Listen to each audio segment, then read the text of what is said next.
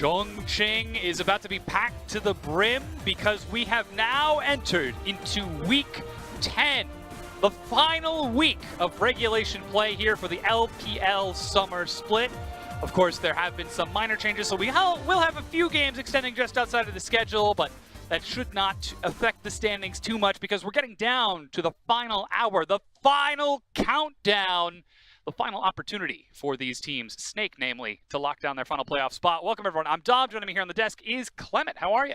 I'm doing fine. I'm super excited about the closing of the LPL regular split. Like you said before, everything comes down to this week, and we have so many teams still undecided in their standings. Yeah, and let's actually take a look at those standings so we can see what those teams are. Now, the Eastern Conference has been locked down. The seeding hasn't been completely solidified yet. That'll be determined over the next few days, with Suning locked in 4th. IG are 1 win away from locking in 1st, so it's between JD and RNG. But on the Western side, it's a lot more up for grabs. It's still the Warring Kingdoms period in the West. TOP, Snake, and FPX are all vying for the last 2 spots left in the Western Conference. But on top of that, Rogue Warriors is sitting pretty, already guaranteed their slot into the semifinals by locking down the 1st seed in the Western Conference. Yes, and as you said, TOP, Snake, and FPX are who we'll have our eyes on over the remaining week of play in the LPL summer season. Let's take a look at today's games because Snake, as we already said, are playing in this first game against Rogue Warriors. Really high stakes game. Snake are currently sitting at 4th, but they have the same number of wins as FPX. So they need to be proactive and lock those wins down if they are to advance. Of course, Suning versus BLG will be happening here in the Shanghai Battle Arena just after that, so pay attention to that matchup. We will be taking it off of a delay, so there is no chance that you guys are going to miss any of the action there, though I'm sure you'll all want to keep your eyes on Snake versus Rogue Warriors for that matchup. But that being said, let's take a look at that Snake matchup. Due to Asia Games schedule changes, Snake have had their schedule moved. Instead of playing all of their games across 3 weeks, all 6 of their matches are being played in 1 week alone. That's right, ladies and gentlemen. It's Snake Week. But, you know, technically they don't have them all in 1 week. It's Snake Week, right here, right now in the LPL, and that means that they determine their playoff spot with these next few games. Currently, they are tied with FPX, and they need to take the wins if they want to lock it down. Yeah, and looking back, we do have to start from week 9, kind of give everyone a short recap. They did beat OMG and take OMG out of playoff contention, but unfortunately, they lost to FPX earlier in the week, and that was the big no-no, because FPX not only tied them in score, they also basically are still in contention, and they were the closest enemy they had to taking away their 4th spot. So both of them tied at 7 apiece right now, and the only real advantage Snake has is that they still do have 2 extra sets to get wins over FPX. Oh, that being said, though, those extra sets are not exactly against easy teams. You've got EDG, TOP Rogue Warriors playing today, and then the one quote-unquote easy game is their game against WE, and even then, they've been playing up, even though they've already been locked into last place. Definitely. Snake have a very backloaded half end of the schedule. You can see 3 playoff teams already in there, and of course the big one they're looking for is WE. But can they defeat Mystic with the fatherhood buff? That's going to be a very difficult task. Fortunately for them, though, FPX's road is also very difficult because they do have to play EDG and Rogue Warriors as well as Snake, alongside with Snake as well. So the big games that we're going to have to be looking for Snake are definitely those TOP and WE sets. And of course, our eyes will be on those sets over the remaining week 10 and bonus games in week 11, again, moved to that Asia Games coverage. But let's get into how Snake have been winning these games, because as the meta is shifting back into team fights, back into longer games, we're going to see Snake fall back into an older style for the team and begin to adopt team fights themselves. And the person that they're doing that through primarily is Light in the bottom lane. Yeah, Light has been a really good hyper AD carry. When we talk about 8.14 and the return of ADCs, he's been on the forefront. He's been taking late game champions like the Kai'Sa, like the Tristana. When he plays the Varus, it's always the crit build Varus. So he's going to the 35 minutes and carrying his team during that phase of the game. Here we get to see him up against Uzi and Ming, the best AD carry in the world. Boom! And he 2v2 kills him in lane.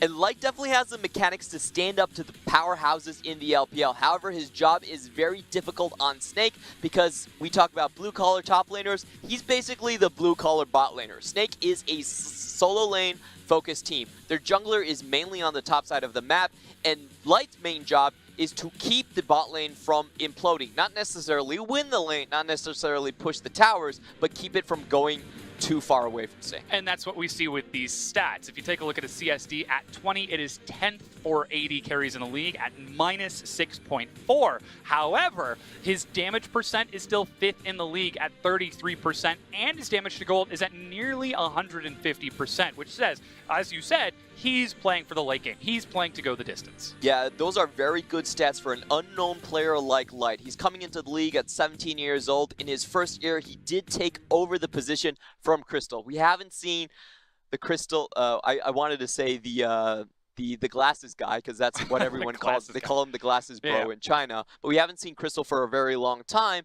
and the reason is because Light is stepping up. He is making sure that the bot lane tower, at least, does not implode like they did in the spring playoffs. But now we've got our matchups. First up, it's Rogue Warriors. With first place locked in, they're deciding to start with Holder and Kiwi in the top and jungle, with Doinby, SLZ, and Killua filling out the rest of their roster as they return to Chongqing and look for another victory over Snake. So sidelining Flawless so far and Mouse, and bring in their new Korean top laner in Holder. This guy has been a beast in their previous sets. And Flandre, SOFM, Guogua, Light, and Maestro are returning. Now, we've seen a few games with Hudye. You just saw him in the replays just a moment ago. But lately, it's been Light and Maestro holding down the fort in that bottom lane. Yeah, still swapping between the two supports, but Light has been the mainstay. Crystal, like you said, only played 3 games throughout this entire split, so this is the Light era of Snake. Will that era be enough to get them into playoffs? This is a team that has never really gotten into the spotlight themselves. They've had good performances in Demacia Cups. They've made it into promotion. They've made it into playoffs so many times, but they've never been first place. They've never been the best. And right now, if we're looking to see them chase that title down and maybe even look towards Worlds, it has to start with them locking in playoffs. And the way that they do that is by proving they can defeat currently one of the best teams in the league in Rogue Warriors. Yeah, for me, Snake is definitely one of those teams that you say is very average in terms of the league. If you look at their cross-conference performances, they lost to all the playoff teams and beat everyone else. So they're surely in the middle of the pack. And if we talk a little bit about their style, I think their problem is that they are kind of on the slower side of the LPL. 35 minutes is their average win time. It's the 4th highest in the LPL, and they're actually the least bloodiest team to play. So a lot of times what they're the difficulties that they're facing are actually getting outpaced by their opponents. And as you mentioned earlier, they are slower to take the first turret, especially if SOFM is playing towards those solo lanes in Flandre and Guogua. Stylistically, this creates a scary scenario for Snake, especially if they're relying on Light to play a late game carry, because they're playing against Rogue Warriors. This team has some of the fastest turret take times. They have some of the highest Baron control percentages in the league. It looks real dire if Snake want to play a slow style against Rogue Warriors, even with 2 subs on the roster. The way I see this matchup working out is that Rogue Warriors, what they want to do is always the same. They want to group up and then basically run a freight train directly through you. That's their style with their Kled. That's their style with their type of bruisers and Sivir type of compositions. However, for Snake, they want to prevent that. And the way they need to do that is they actually need more map control and suffocate and split up Rogue Warriors. They don't want to go into the straight 5v5s. I feel like that's not their strong suit. But what they should do is try to get top lane Flandre ahead and set him up for a successful split push. This is how they win games. Carry Flandre has been massive in the past, and when Snake look to team fights, it's through flanking and collapsing through multiple directions. And while it might be a sweltering summer day in the Chongqing arena, the heat will be the hottest on the Rift. As we enter into picks and bans, Olaf, Gnar, and Alistar taken away from SOFM, Flandre, and Maestro, who will be following with Light. And again, there's the Rakan and Kled. Surprise, surprise. I love how even when teams have counter picks for Doinby's Kled, they still just ban it away. You don't want him to play it. You don't challenge an 100% champion. You give the man the respect that he deserves. And I really like what Rogue Warriors are doing right now. They're putting a lot of respect on the table. Olaf is one of SOFM's best picks. It is a traditional stronghouse pick for him. And he's recently been going back to the Camille quite often. So taking that away from him as well. Trying to set themselves up with a strong jungler composition against Snake. The Akali is the big one that we're waiting for. Let's see if it gets locked in. Akali is so strong right now. The second tick of perfect execution does so much damage, and it does get locked in alongside of Varus. Immediately, Guogo says, all right, we're not going to take the 1v1 matchup against Doinby. We're going to take ourselves a tank who can support the team with Galio. Look at how fast these ban picks are actually running through. Roguers have definitely thought about all this. Akali, another takeaway from Snake, because Flandre actually played Akali towards the top side of the map. It was one of his picks, I believe, against OMG. So Rogue Warriors are coming in doing a lot of homework, and they're also locking in a strong bot side as well. This has been the kryptonite to Snake's strategy overall, and I do really like the adaptations. Now, the Fiora is a bit of a weird pick, because... Yeah, to me that says that they're thinking the Akali's going top, and they want the Fiora to try taking the lane matchup, because Riposte is just so good at denying her damage. Well, I'd say yes and no. Riposte is actually... You can hold on to the ultimate, so... I actually see this more as a Gangplank setup. So you're talking about Holder, their new top laner. He came over from the ES Sharks, and even though that team actually had a negative win rate in Champions Korea, they had a very good win rate with Holder's Gangplank into the top lane. Now his Gangplank was over 73% win rate, and one of those fringe counter picks that Flandre does play against the Gangplank would be that Fiora. We'll see what Flandre gets to tank. His Jax is banned away, so trying to limit his carry champion pool in the top lane, taking away that Akali, getting the Fiora and Jax off the board. And again, the priority towards Light for Snake. We said they're a team that likes to focus on mid and top lane through their jungle during the early laning phase, but they've got themselves a Galio, they've got themselves a Tahm Kench to keep that Kai'Sa safe. Could this be Snake saying, hey, we're actually going to play to the bottom lane this time? Well, I think Kai'Sa is one of those picks that you actually don't expect to get much out of her laning phase in terms of just pushing the lane priority in that matter. So once again, Light is being put on that insurance policy. He's going to come in towards the later half of the game and still provide large amounts of damage. On Rogue Warriors side, they're going all in on the initiations. Varus provides that, Camille does that, and they were thinking about possibly going for the Jarvan top lane pick, finally settling on the Gragas. So we haven't seen Gragas going mid. It must mean that this will be the Gragas top lane for Holder, and then the Akali going once more into the mid lane. And that does give Flandre counter pick into that top lane, as we're getting a bit of a cheeky hover from Maestro. We'll see whether or not that gets locked in. As Snake looks around at their composition, even Snake's got himself a bit of a laugh as he sees that. The Gangplank makes a lot more sense and sets up rather well against the Gragas and does get locked in. So there still is some opportunity for SOFM to look towards the top lane if he decides to. And again, plenty of gank set up with that Galio in the mid lane, plus the Magic Shield, great against Akali if you can survive the initial burst. So there is a potential for flex picking right here. Rogue Warriors could decide to put the Gragas into the jungle and then have Camille in the top side, or they could swap it around and have it the other way. However, I do like the Gangplank pick away from Flandre. It's one of his better champions as well. And in a scenario where a lot of these strong counter picks have been taken away, remember Holder is more of a carry-oriented top laner opposed to Mouse, then I feel like the Gangplank is in a relatively safe spot to be taken away.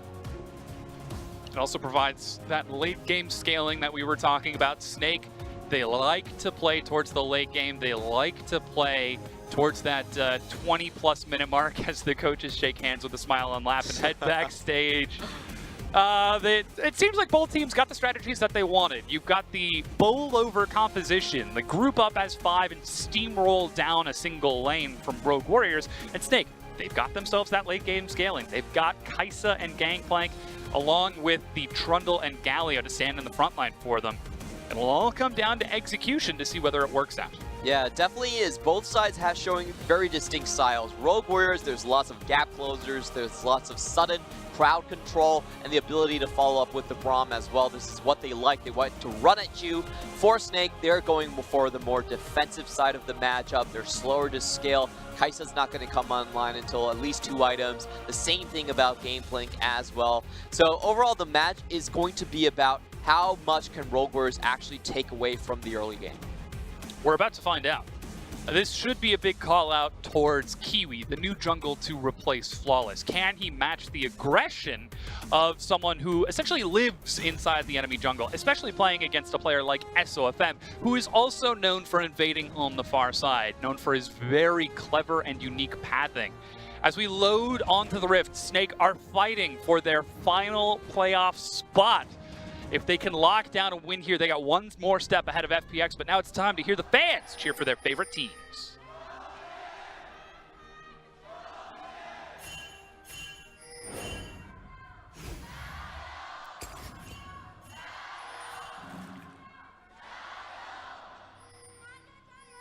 An unexpected amount of volume with the Rogue Warriors chants. This new team to the LPL, freshly franchised. This is their second split. Has got so many fans all over China off of their lively personalities following off the back of Doinby and the likes of his team. I wouldn't necessarily call them lively personalities because you do have someone like SMLZ that we call Smiles. He's got a colorful personality. Okay. You learn how to read his expressions. A lot of those chants were in for SMLZ. They call him Ma Ge in Chinese. Taking a look at the runes, we are seeing the Spirit Predator Gragas being very popular recently after the LCK playoffs. So much mobility, and it sets up for engage so well, because then you don't have to flash, body slam, cast backwards. You just run at them very quickly, toss a cast backwards, and then follow up with the body slam auto. Yeah, it's much easier to land your initial stun when you are using the Predator. You can go through wards without any trouble whatsoever. And interestingly enough, SMLZ is also going for the non-poke build, the on-hit build, Lethal Temple being selected, just to deal with laning phase better. Should also provide some pretty good shred later on if he manages to get a few items under his belt as that wave gets pushed in, as expected from the Kaisa Kench combo against a Varus pretty early on. The Acathian Rain, very good at pushing and clearing those initial few minions. Yeah, I would say that this lane should favor SMLZ overall. He should have to push, but of course Rogue Warriors did leash for their bottom lane, and that should be the main difference.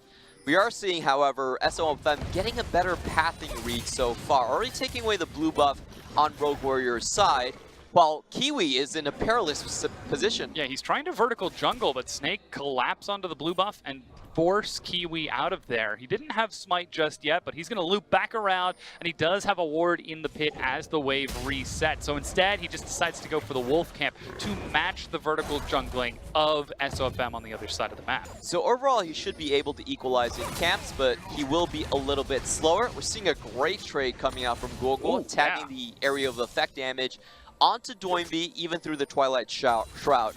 Now, you are obscured when you are in the Shroud, which means you can't be targeted even if they see you, much like the scanner, but you can still be hit by the area effect abilities. And I think that's where the strength of Galio is starting to come in, as we see that trade happen time and again. Flandre walks under the turret to take some damage against Holder and try and control this lane, already opening up a CS advantage, knowing that SOFM did go for that vertical jungle and it slowed him down quite a bit. Kiwi finally gets in to steal away that camp as SOFM finishes off the Gromp and escorts it back out of there. Yeah, this is not a matchup that Gragas wants to play into early on. Just in terms of the melee damage, Trundle's got you on lockdown. He will definitely defeat you in this scenario. So I do kind of like what Snake has been doing. They set themselves up for a pushing bot lane, but also invading on the top side as well, getting both sides on a good start. Now SOFM is stepping into Kiwi's jungle. Doinby trying to keep himself close to full health, as it seems like he's having some difficulty matching the early wave clear of this Galio, though luckily energy means he's able to take those trades without too much concern for sustain, as SOFM and Kiwi, they're just skirmishing around for vision right now. This is always the test whenever somebody new plays against SOFM. It's how do you play around his incessant invading, his incessant tracking, because this man is in love with the Raptor camp. He will go to the ends of the earth to take away both Raptor camps on any side of the map. SOFM is still definitely our premier pathing jungler. If you look at his gold difference at 15 minutes, it's actually up to 800. So, of course, a lot of that was slanted by the earlier portions of the split where you did have gold funneling going around. But even in the recent months, he still has a lockdown in terms of taking away jungle paths, dancing around the opponent jungler, and getting those CS leads. And when you give him a matchup like Trundle versus Gragas, where he is favored, then he can really snowball that vision and take away the early Ocean Drake. Now, we've seen this being done by Karsa quite often as well. You can do it as early as level 3, and it does swing laning phase incredibly heavily towards your side. That sustain provides so much, especially when top lane is already pushing against Holder, and mid lane, Guoguo on this Galio is going to have to start worrying about that level 6 power spike. SOFM is trying to finish it off. It's down to about 1,000 health. Has to smite early as Rogue Warriors collapse and say thanks for the gift and take the buff and walk away. And a bit of miscalculation, especially coming from the bot side. The problem there was that they lost control of the wave push, and it's such an easy set play. Everyone understands that Trundle level 3, level 4, there is that potential for him to solo the Drake, and they just call him out on it. So massive tempo loss coming in from Snake. Yeah, that early game hasn't exactly been a strength for them in the past, especially with their lanes, but now with Rogue Warriors, with that Ocean buff, with this scaling and engaged team, they are real scary. And that's a strategy that we've seen, just what we saw right now, that's a strategy we've seen them do so many times. Wait for the enemy mid laner to recall, get Doinby and Flawless or Kiwi, step into the top side jungle, and then either dive the top tier 1 or set up for a dive. We see it so many times, but luckily Flandre is able to step back from that wave and keep himself safe. And SOFM might be the one who's trying to look for a gank instead. Yeah, this is more of a protective gank because he knows the wave is pushing up, and this is when he most expects Gragas to try and make a play. Oh, if you look at Light, he's actually very low HP. Yeah, he's starting to struggle against SOFM. Uses the Void Seeker and has to back away from the final 2 minions as that piercing arrow did hit him despite the Devour from Maestro. Yeah, we can see that Blighted Quiver was also used to enhance the piercing arrow, giving that execute damage. Fortunately enough for Light, he does have the teleport. We do have to remember teleports are actually, this cooldown was actually nerfed. Increased, so yeah. You do need a 6-minute window before you can use another teleport. And that places Kai'Sa at kind of an awkward situation. There's a lot of chances where you don't get your first completed item and then you have to walk back to lane.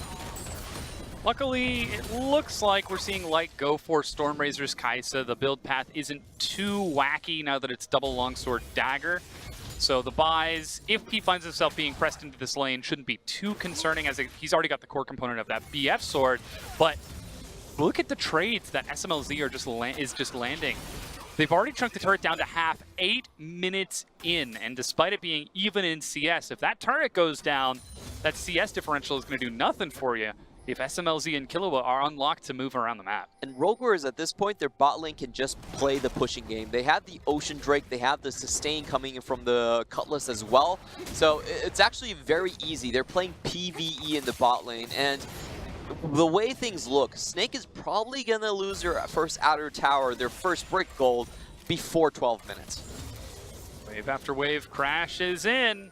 SOFM was hovering on this side of the map as he went for blue buff. He's pinging it now to try to pass it over, but Doinby seems to have the timing a little bit faster on lock than SOFM as he just gets control of the wave and will get the chance to try and sneak around. Once again, Kiwi will counter-invade SOFM and take advantage of this. So we are actually seeing an advantage open up for Kiwi by getting a little bit faster on SOFM, taking that momentum of collapsing on the Ocean Dragon and riding that wave, however small it is. Definitely an easy call from Kiwi. He saw that Guoguo was going in for the buff take. Instant invade into the to the Raptors, and part of it is how strong his mid lane actually is. If you look at the CS differential, then you will notice that Doinby is over 20 CS ahead. Now, I personally feel like Galio is a decent matchup into the Akali, but even then, we've been seeing the lane strength of Akali really be one of her main features. 3 times she was picked in the LPL, and all 3 times she was able to get a close to solo kill on the opponent mid laner at level 6. She just does so much early burst damage. Like, her numbers are absolutely insane. She really does remind me of MSI Aurelia, When BDD picked it up and Xiaohu was on Sion, nobody thought Sion was going to die, and then Aurelia just finished him level 6, just straight up. That's what's happening with Akali these days. Oh, look at that. The Abyssal Voyage, Chains of Corruption. Killua gets the Glacial Fitcher as SMLZ tries to get out of there. Plasma will proc as Maestro gobbles up SMLZ, spits him back in. He's got no flash and will die. First blood to Snake's bottom lane. Great balancing act from Snake right here, using Maestro and SOFM to wrap behind Rogue Warriors. However, they do have to escape from the casket. Kiwi and Doinby are there. That's the subjugate onto Killua as the Pillar of Ice forces a disengage from SOFM. Even Guoguo was stepping out of lane just in case he needed a hero's entrance in, but it does work out for Snake. They find themselves getting that kill and at least slowing SMLZ down. I actually felt like the casket was misaimed. They probably had the option to go for Maestro, and if you notice Doinby, he did not expend his ultimate in the mid lane. That could have been a very easy kill there, but they decide to play it safe. Kiwi and Doinby walking back to lane to catch these minions. And playing it safe is something that is important. There is a lot of snowball potential for both sides. As we take a look at that once again. Just the Abyssal Voyage to send the Trundle into the back. Yeah, you've got to love this play. It's such a classic coming out from Snake. Tahm Kench is their most played support on both of their supports as well. And you can see they're definitely very familiar with the execution. SMLZ grieves a little bit for the tower, steps up, thinks that the Tahm Kench might be backing, and they catch him off of that. That opens up. Still, though, we are seeing Rogue Warriors try and control this bottom lane. Yes, one gank will slow him down, as Stormrazers was actually completed on Light off of that first blood gold. But Yikes. SFM is right on top of a ward. Yeah, it's definitely not some place you want to be, because Rogue Warriors definitely have an answer for this. You can see at Crux already, Kiwi is setting up for the potential counter gank. He knows there's a possibility of a 4-man coming in. And Doinby, as soon as he clears the wave, comes into the river, tries to lend his assistance. Level 10 versus level 7, the flash engage. Double perfect execution, no, but that's the stopwatch from SOFM to deny the second tick of damage. And SOFM is allowed to flash and walk away. Doinby on the hunt for a kill, but does not find it. All right, that damage is too damn high. Oh yeah, and that was without the second tick of perfect execution. Yeah, Akali right now, I feel like she's a bit overtuned. A lot of her damage is front-loaded, and the only answer that we've really seen against her is to pick tanky champions. We've seen the Mundo being picked into Flandre's Akali because most of her damage is actually tied to the execute in her ultimate, and if you can't take someone low, then she doesn't do as well. But against most targets, like, who aren't tanks, she has way too easy of a time.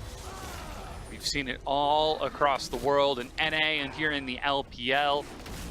And that should be more opportunity for Doinby to show his stuff on the champion. 32 CS ahead of Guoguo, while the junglers are showing a 6 CS lead for Kiwi as he's slightly ahead of SOFM, who's managed to catch up and keep pace just a little bit. That does mean that Rogue Warriors managed to take themselves their second dragon, that Cloud. You can see the next dragon will also be a Cloud. And they're going to try and control the map with some of that vision as Doinby just walks in for trade after trade. And he has a sustain to do so. The Hextech Gunblade already being finished. So overall, Rogue Warriors, their laning phase strategy is so simple. SMLZ walks up to finish the turret at the cost of his own life. He does get first brick and nearly kills Light, but Rogue Warriors seem to be fine with that trade. They definitely are. They're just looking at their next rotation on when to send their, where to send their AD carry. I don't think that Snake can actually do substantial damage to the bot lane turret. Indeed, they're going to give up on the push, and it's going to be about anticipating where SMLZ goes next. See, he's about to spawn, got himself a Blade of the Rune King and now a pickaxe, as it appears that he's looking for that Gwynsu's to stack up some huge blight, and now is swapping towards the top lane. Snake seem to be prepared for that. They're sending Light and Maestro to match it, which shows that Snake, they've actually shown some unprecedented preparation in this matchup, in how they have set themselves up with this composition to enable scaling into the late game, to play towards their team fight style, and play towards SMLZ's tendency to occasionally overstep when he feels he has an advantage, almost Uzi-like. I would have to say overall, though, this is not something that Snake actually wants to walk into. The lane matchup still favors the Varus and the Braum quite heavily. So my read on this was Snake actually wanted Varus to go towards the bot lane. They wanted to avoid that matchup, but unfortunately that's not going to be the case. You could see that Light was a little bit hesitant to go towards the top side. He was like, oh no, it's an SMLZ again. And Rogue Warriors right now, they're just looking to repeat what they did in the bot side. Ooh, Guoguo's doing some good damage. Doinby uses the perfect execution and still gets the solo kill. Thumbs up, he says, as Guoguo head in hands. He just didn't do the math. It's really hard to do the math on Akali here. Sustain is actually incredibly high. Both ticks of the five-pointed stars can give you extra sustain, and with the Hextech Gunblade, you can see how the trade evolved over time. Doinby was actually taken down to 20% health rather early on, but he was able to get all of it back.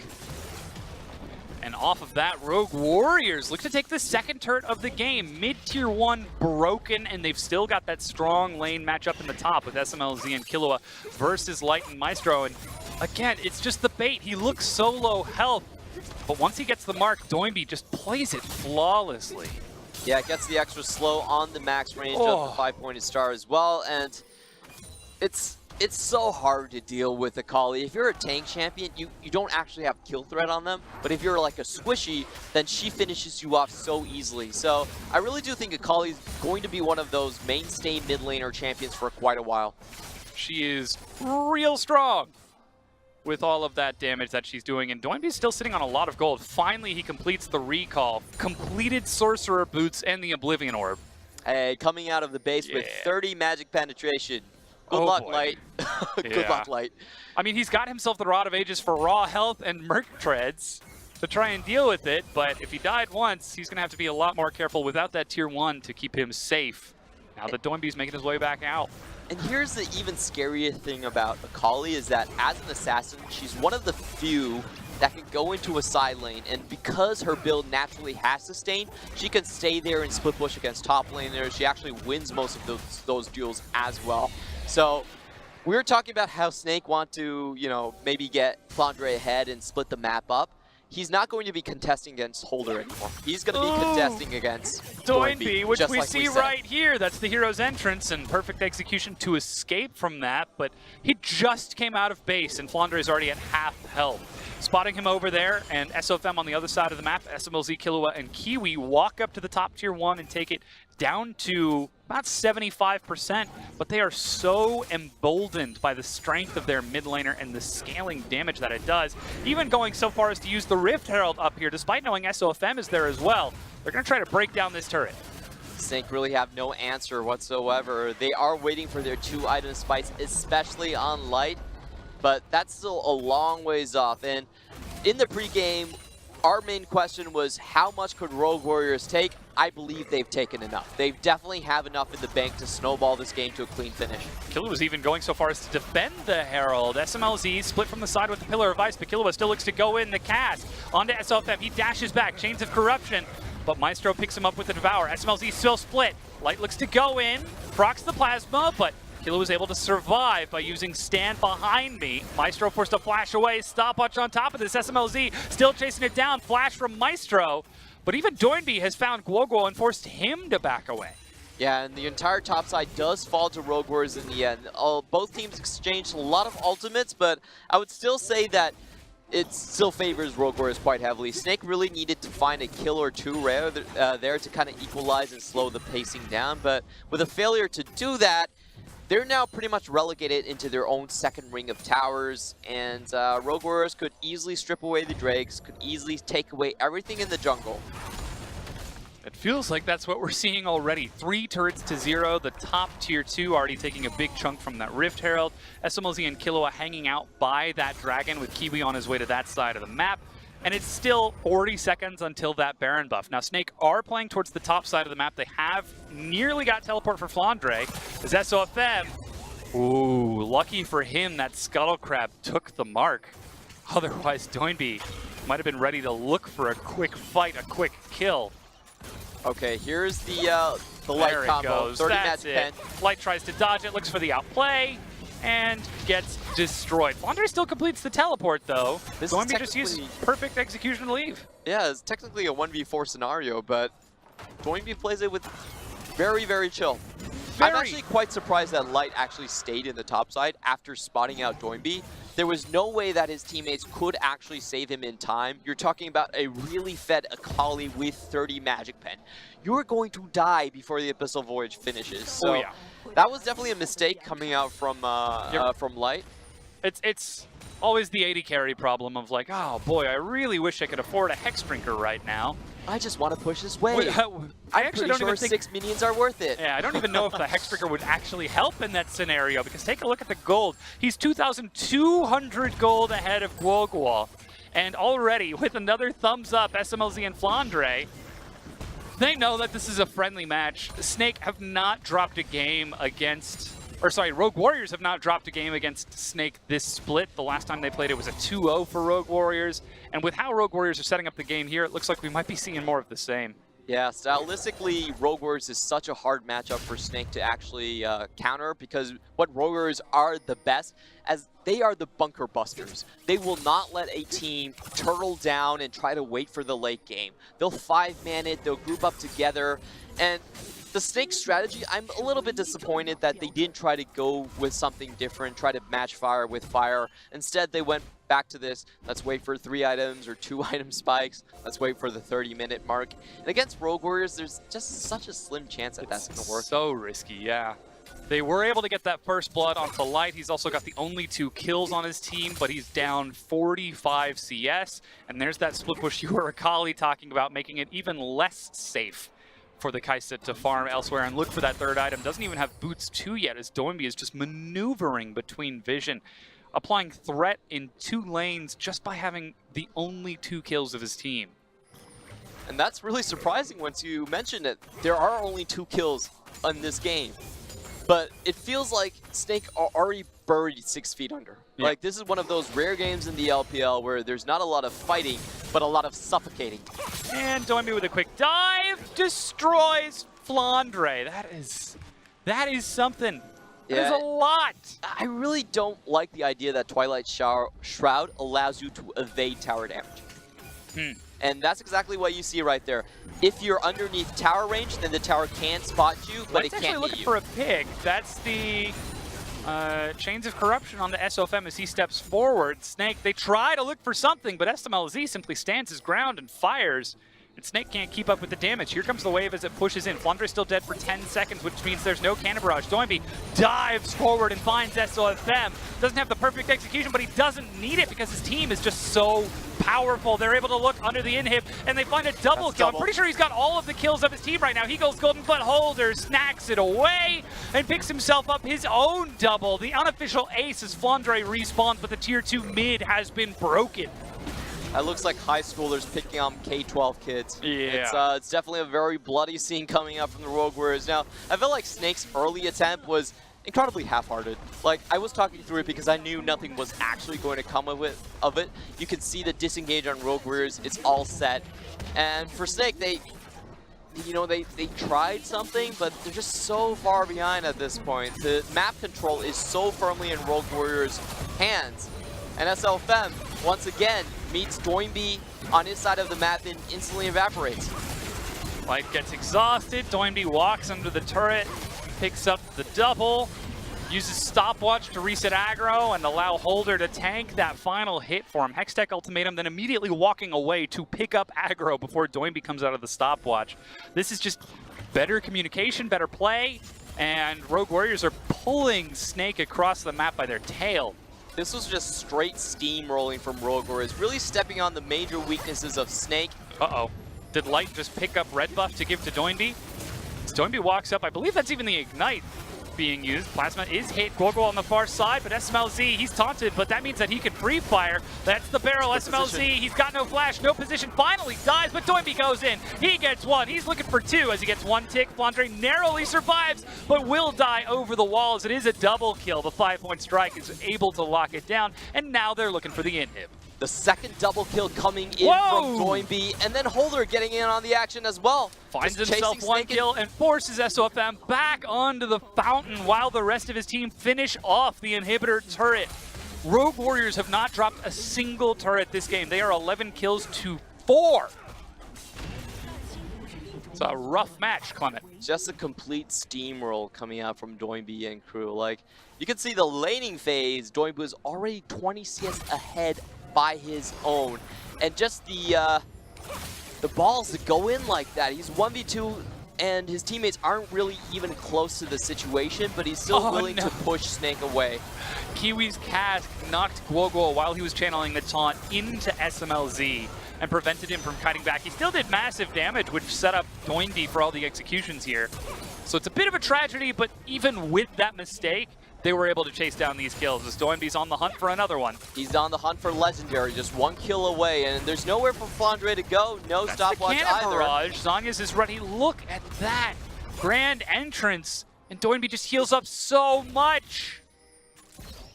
That is the current Akali builds we are seeing do take extra spell vamp on their runes as well.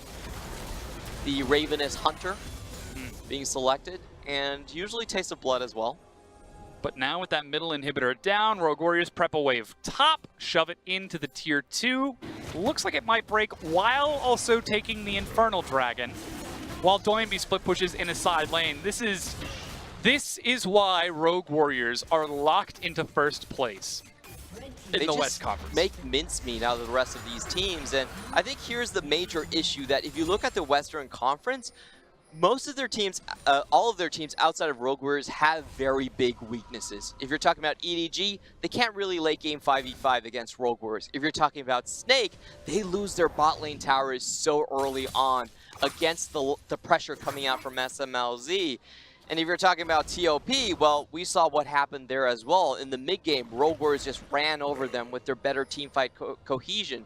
Oh, 5,000 gold ahead. Doinby is that big compared to Guoguo. Even in the top lane, we're seeing, what is that, 2,300 gold ahead of Flandre. Holder on that Camille versus Gangplank off of the CS advantage that he's picked up. Flandre's trying to hold the fort down in the bottom lane, but Doinby is everywhere across the map, just trying to pull Snake apart and absolutely succeeding. The only teams that have managed to be successful against Rogue Warriors were IG. It's a bad time to go into that point as Maestro face checks into a brush, looking for vision around the Baron, but gets knocked into a cask and pulled right back in. Guoguo sets up the Demacian shield.